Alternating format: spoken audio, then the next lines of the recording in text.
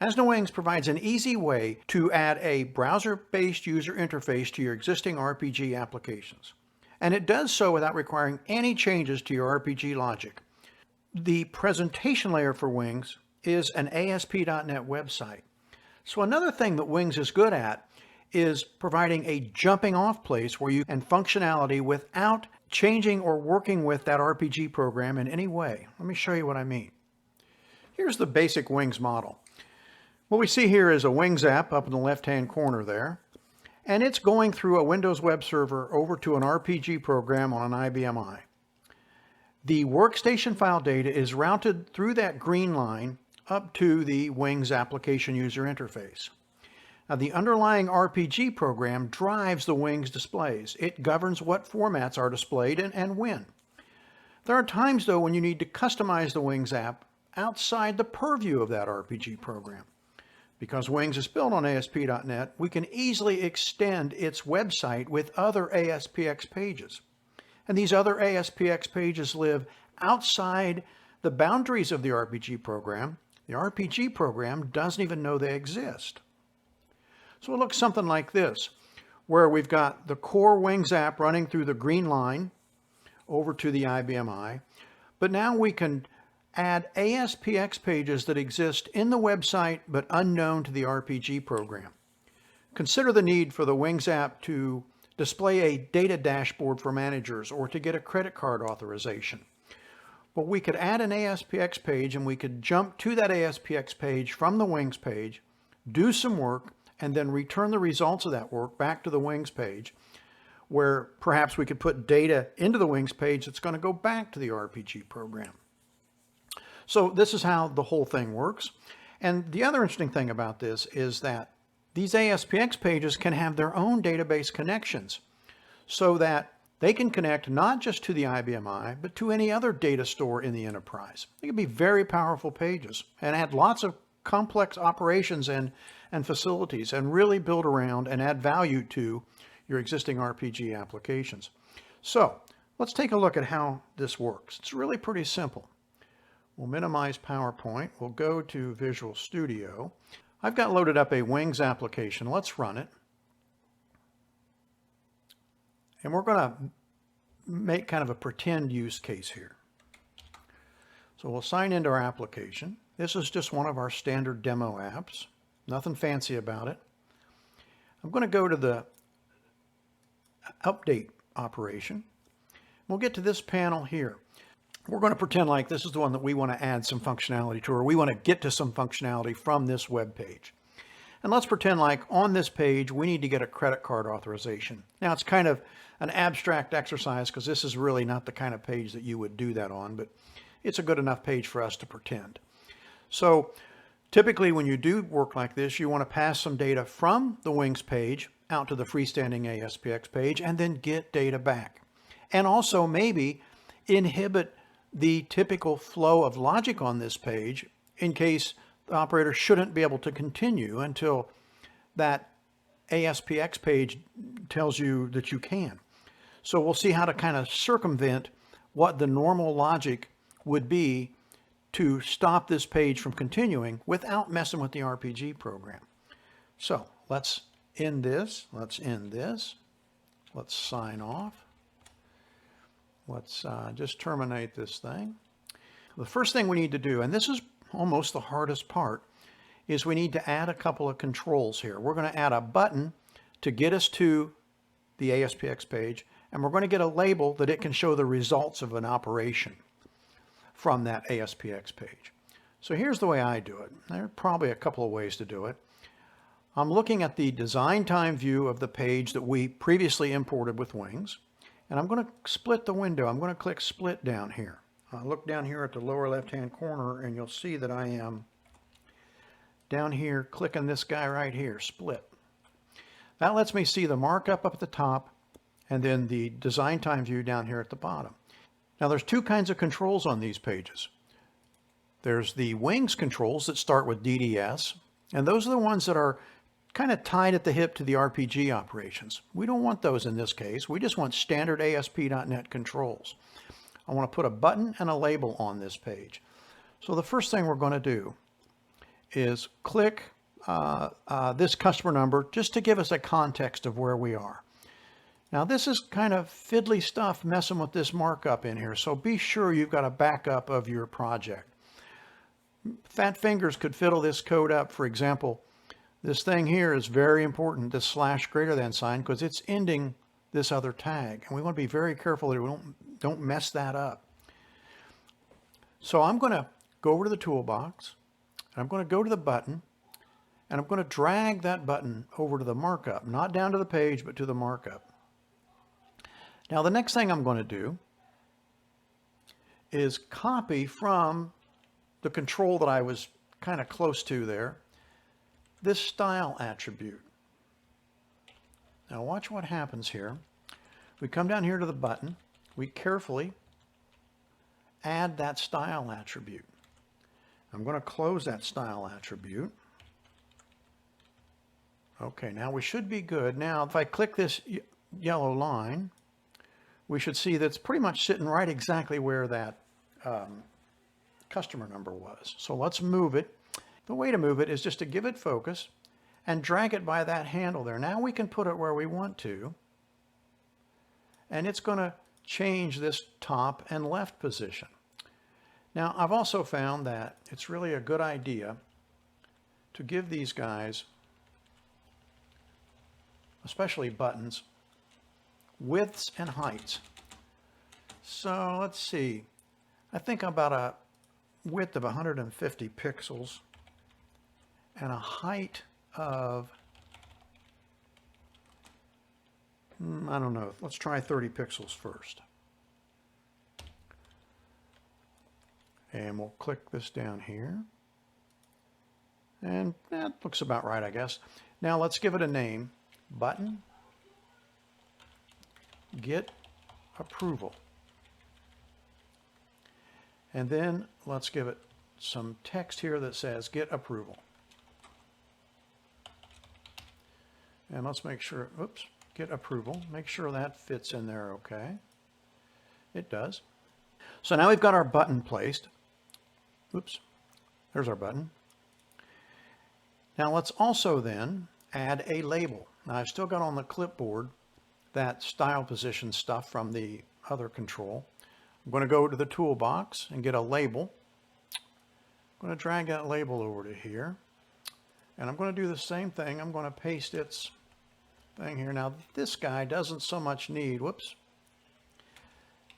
This guy doesn't so much need a width and height, so I'll get rid of that. It's mostly buttons, I think, that need width and height, and maybe input boxes. Now, what I'll do is give him focus. Let's see, let's synchronize this. Give him focus, and now I can drag him where I want him. I want him right there like that. And then this will, once we go out to the ASPX page to get approval, it'll tell us approved or rejected, and we'll put the results of that in this label for the operator. So let's give this a name, and we're going to call this label card status.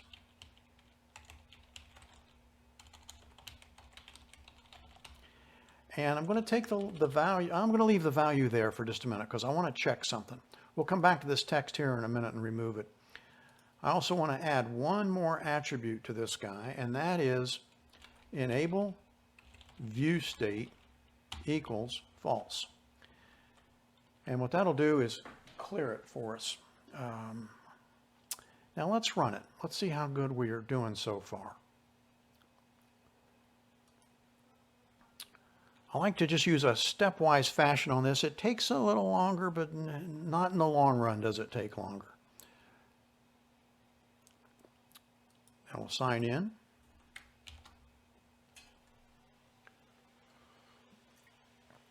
We'll go to that second page. And that's looking pretty good. That's the way I want that to look. So I'm going to hit cancel. I'm going to hit F3. I'm going to click sign off, or click sign off. Type in sign off. Okay, so we've got that part done. Now that's really the hard part. Let's take the label out of there now. This is the most fiddly part. Everything else is pretty much a basic ASP.NET work.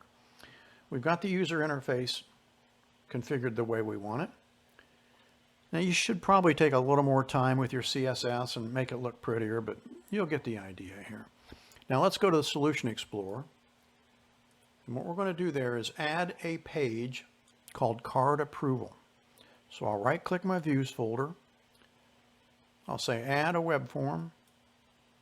You know, I don't like to do it that way. I'm going to right click it and say Add a New Item. And I'll get a web form here. Where's web form? Right there. Okay, and I want to call this Card Approval. I click Add. Now in the real world, you might have pirated a lot of the master page out of the Wings master page and really made this page look like it belongs. We're going to skip that step and just see the core logic to integrate this. Now let's add 2 buttons to this page. I'm going to go to the toolbox.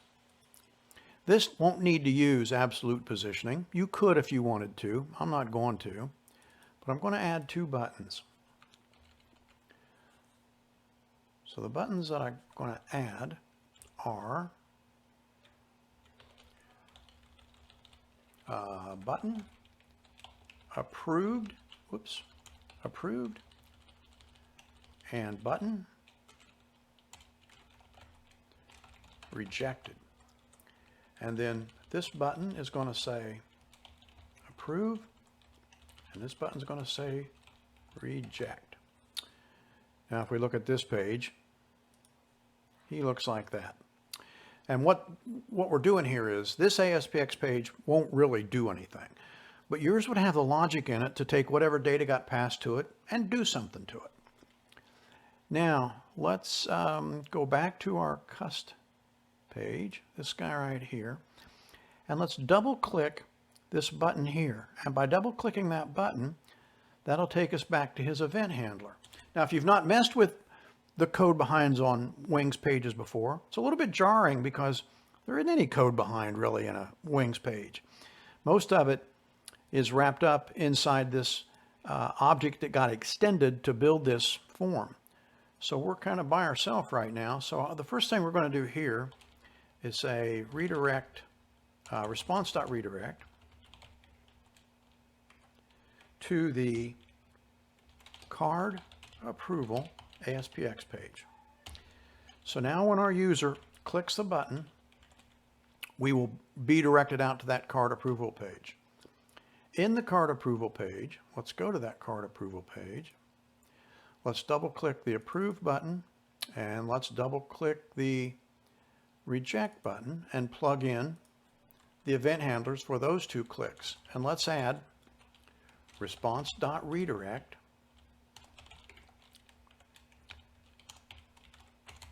cust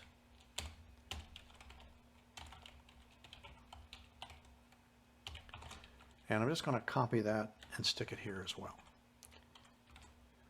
Now if our logic is correct so far, in this page here, we're going to click this button, and when we do, it's going to redirect to the card approval page, and in the card approval page, we're going to click one of 2 buttons, and it's going to send us back. Now we don't have any logic really to add it in there yet. Let's just see if the flow is working. So now we'll sign in.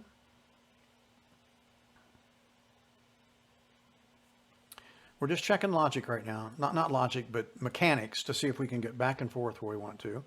Let's go to the Get Approval page. There we are. Hit this to go back. Okay, now we got to hook it up for data. So far, so good. So let's, a good way to stop these things is to say debug, terminate all. That'll keep that IIS problem from happening. Because it can hang you up if you're not careful, like it just did me. So now let's do this. Let's send from the Wings page some sort of data on this page. Now what data do we have on this page? Well, we've got lots of data on that record format. I want to take this guy right here, the customer name. So it lives in this control right here. So what I can do is go to the button where we're leaving the Wings page and say session customer name equals that dot value. So that'll send the customer name over to the ASPX page. Now we've got no place to show it, so let's stick a label in there. Oh, what am I doing here? Toolbox, label. Okay, we're going to call this label customer name. Take its text out as well. Okay, sync the page. And then we will go to his code behind, and we'll go to his page load. We're not going to do much with his page load, but what we'll say is label customer name dot text equals session customer name dot toString. Don't forget that toString. Remember, session variables are objects and have to be cast to something to do something with them. We don't need this stuff in here. Let's get this out of our way. We're not going to need page unload. Well, let's leave page unload there for now. We might come back and discuss that. Now this page is not going to have any data, but we could put declare disk files. We could have a connection to the IBM I with the managed provider. We could have ADO.NET talking to MySQL or MariaDB or whatever you got. So there could be data connectivity in here as well. Let's see if we're getting our customer name. Well, let's see if we're getting our customer name passed back and forth. Not back and forth, only out to the page. We'll sign in again.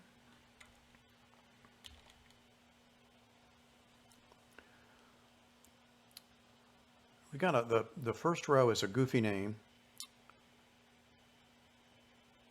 A typical ASD, somebody fat fingered that one. I'm going to come down here to advanced byte components. So now when I click get approval, I'm expecting to see advanced byte components on that ASPX page. There it is. I didn't lay my page out very nicely, but there it is. Okay, let's end this guy. I've got that terminate all set to a button on my toolbar there.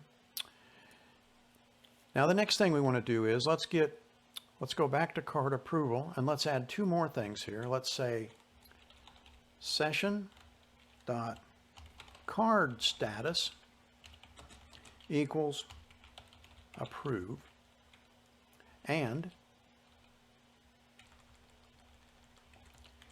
session dot card status equals reject.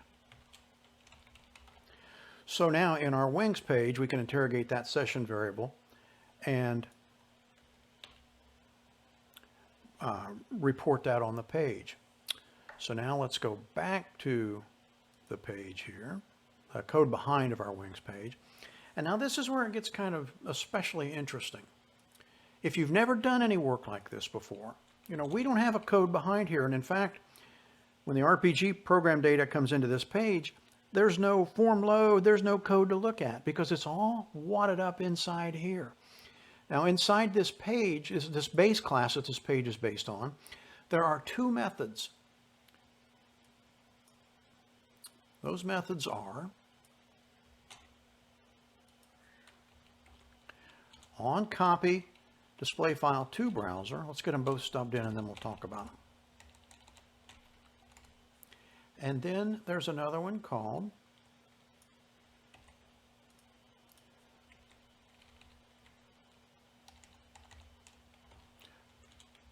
on copy from browser. So what happens?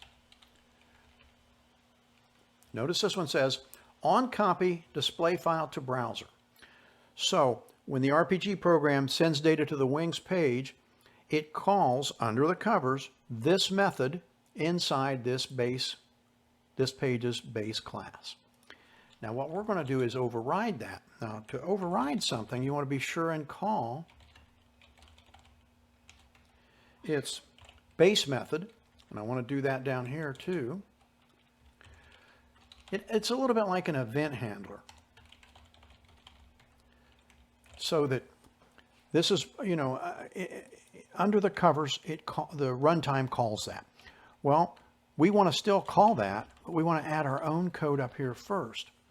So now in the on-copy display file to browser, when we're coming into the page, let's add a test here. I'm just going to copy all this code here. That'll save us some time. All right, now look at what we're doing here. We'll use a breakpoint in the debugger to see this in action too. But what we're saying is, remember there are multiple formats on that ASPX page, so we need to check, and we use the display file's last format name to tell us what's the last format we worked with. Cust record, that's the format we're messing with. If it is, and if you've got a session value of card status, look to see if it says approve, and if it does, put approved on the page. If it says reject, put not approved on the page, and then do the rest of the work you would have normally done with this method. Let's see if that's working.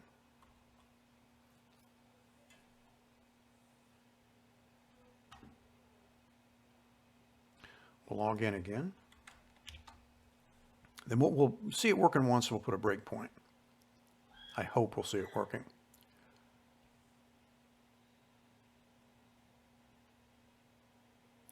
Advanced byte components. So we're going to go get, let's get approval. And there it says approved. Let's get rejected. And there it says not approved. So we're now talking to that page. We're getting data from here to there. He's getting the customer name, and he's sending us back either approved or not approved. Now let's use breakpoints on all this. So we'll put some breakpoints. I'm going to make him a docked thing so he just stays out of our way. We'll put some breakpoints here and here. And then we'll put breakpoints, a breakpoint right there. Now, we go back to our browser. And let's do it all again with those breakpoints. So I'll hit get approval. We get to the page. We haven't yet hit our breakpoint. Let's do reject. So we click the reject button. It's going to put reject in the session variable. I'll press F5. Now we're coming back into the Wings page, almost like page load.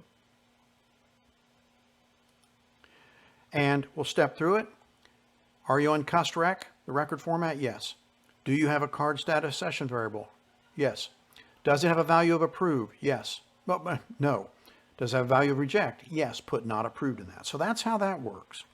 Now we got one more thing to do, and that is if we are not approved, we probably want to disable normal behavior to use this page. So for example, this might have a button down there that says commit to sale or something like that. Well, we don't want to commit in sale if this thing says not approved. So here's how we do that. It's just a little more code, and it's somewhat similar to the other code that we had. We'll go to the method that is on the way off of this page, and we're going to say, is your record format cust rec? If it is, do you have a session variable card status? If you do, does it say reject? If it does, bail out of this routine and do not let the normal behavior continue to go back to the RPG program. So what we're basically doing here is short-circuiting this call to the underlying goodie that's in that on-copy browser to display file, because that's what sends that data back to that RPG program, and we're just canceling that. We're getting out from under it. And that's it. That's all we need to do. So now let's run it. So now what we've effectively done is built around our RPG program. Now we don't have a very sophisticated thing going on, but it could be. It could have many ASPX pages out there all linked together with response.redirects. I'll press F5 because we're coming into the page.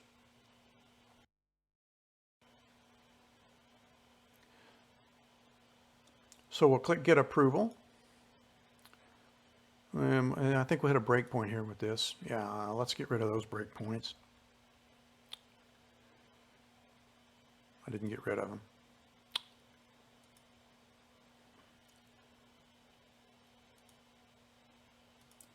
All right, let's press F5 and go on about our way. So there's approved. Now if we get rejected, this is kind of a weird page because to get off of it, you press F12 to cancel, even if you've done an update. It's a goofy RPG program. But I'm going to press F12 and it won't let me cancel because that value is not approved and it's short-circuiting that on-copy browser to display file to let it go back to the RPG program.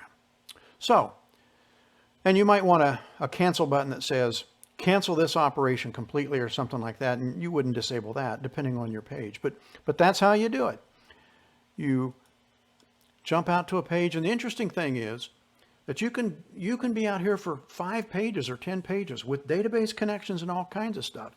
And ultimately, you end up doing a response.redirect back to the Wings page and passing it, putting as many values as you need in session variables, either way, going to the page or coming from it. So that's a way to extend Wings applications and your RPG applications without writing RPG code with Wings and an ASPX page. Thank you.